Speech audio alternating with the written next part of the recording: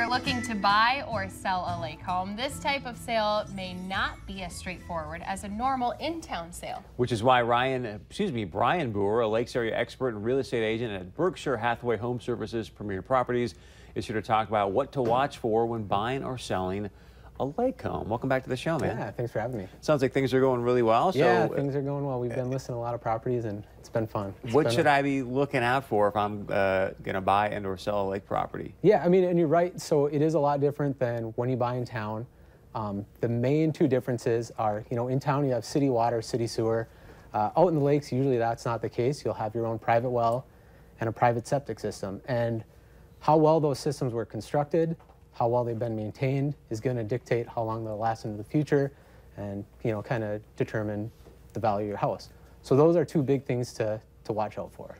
So when you're talking about septic systems, then how can you tell if it's a good or a bad? I mean, what do you do? Right. So fortunately, most counties, they have inspectors that are registered with the county, and they'll come out there for a fee, of course, and they'll inspect your septic. And they'll basically give it a pass or a fail. As long as you pass, you'll get what's called the certificate of compliance, and that's like your golden ticket for a lot of people throughout the transaction. First of all, a lot of the counties are going to ask that you have your septic system up to date when you transfer the property, or at least a plan to get it up to date soon. The buyer is going to want to know, if they're spending a couple $100,000 on a property, they're going to want to know that, hey, this system's working, it's going to work for years to come. And even if you're in a county that doesn't require it and a buyer doesn't care about it, most likely there's going to be a loan on the property, and either a lender or an appraiser is going to want to see some sort of certificate of compliance that your septic is in good working order. So if you're going to list a house, just do it right away. I mean, it's unavoidable. Just have that thing ready to go. It just cuts down your days on market. It makes everything just go a lot smoother. Let's talk about long-term value of my lake property home. What are some things I should be focused on there? Yeah, the big thing to think about is the rules. Always follow the rules. And it's not as straightforward as in town. Every lake is classified differently, and depending on how your lake is classified is going to dictate, what a minimum size lot needs to be to build on, how close you can build to the water, how tall you can build. Those are all things that will greatly affect your property value.